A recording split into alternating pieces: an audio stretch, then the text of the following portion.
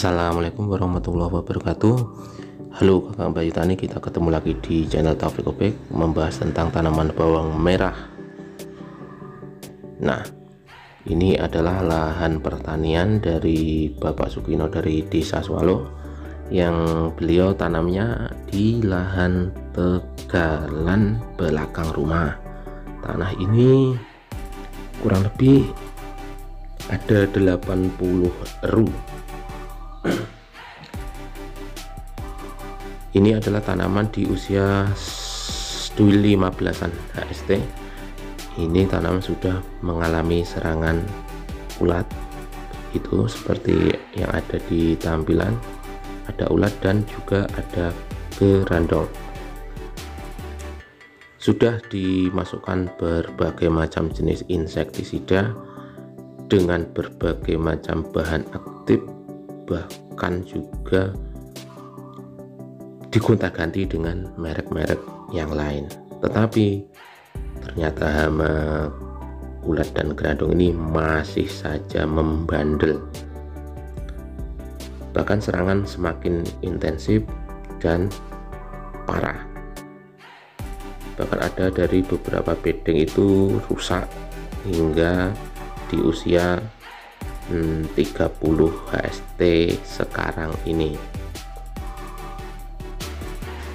Nah, ini adalah tampilan dari tanaman di usia 30 HST. Terlihat tanaman sudah mulai tinggi-tinggi. Nah, itu terlihat di tengah itu bolong, itu rusak. Ada 3 bedeng itu rusak karena sudah tidak teratasi dari serangan hama ulat dan gerandong. Nah, kenapa kok banyak insektisida yang dimasukkan tetapi tidak efektif dalam pengendalian hama ini? Ternyata dari penuturan beliau, insektisida yang dimasukkan untuk mengatasi serangan hama ini dicampur dengan kalsium, pupuk makrosekunder kalsium. Akhirnya insektisida ini tidak efektif dalam mengatasi serangan hama. Nah, ternyata ketika ditelusuri ini penyebabnya. Nah, makanya dari beberapa video yang sudah saya buat kemarin, ketika melakukan aplikasi insektisida harus tidak dicampur dengan bahan alkali. Bahan alkali itu salah satunya adalah pupuk kalsium itu ya.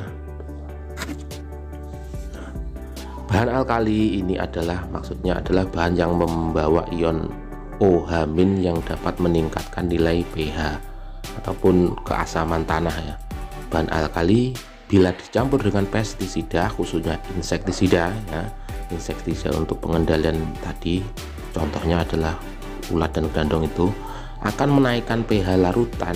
Akibatnya terjadilah proses hidrolisis. Hidrolisis ini apa maksudnya? Adalah proses kimia yang dapat memecah suatu senyawa menjadi lebih kecil. Nah, bahan aktif insektisida akhirnya terurai menjadi bahan yang tidak aktif. Apabila bahannya tidak aktif, mana mungkin insektisida itu mampu mengatasi serangan hama yang menyerang tanaman kita. Padahal larutan semprot yang ideal untuk insektisida khususnya itu adalah di kisaran pH 4,5 sampai 5.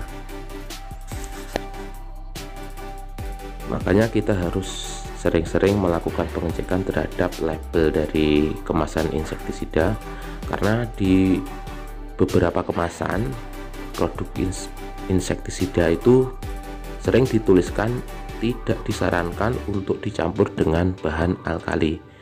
Contoh bahan alkali adalah seperti pupuk yang mengandung unsur kalsium, ataupun juga belerang, abu soda, ataupun juga magnesium. Itu adalah beberapa bahan alkali.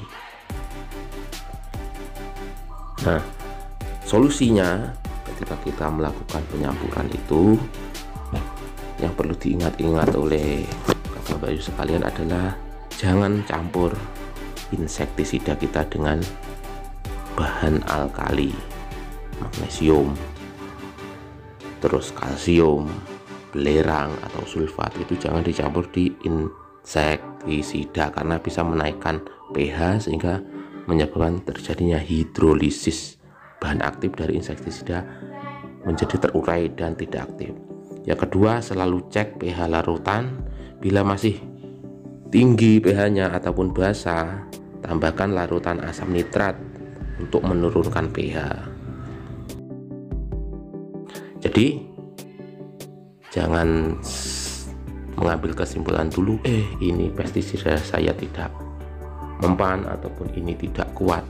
Bisa jadi karena kesalahan kita memakai larutan yang ber-pH tinggi.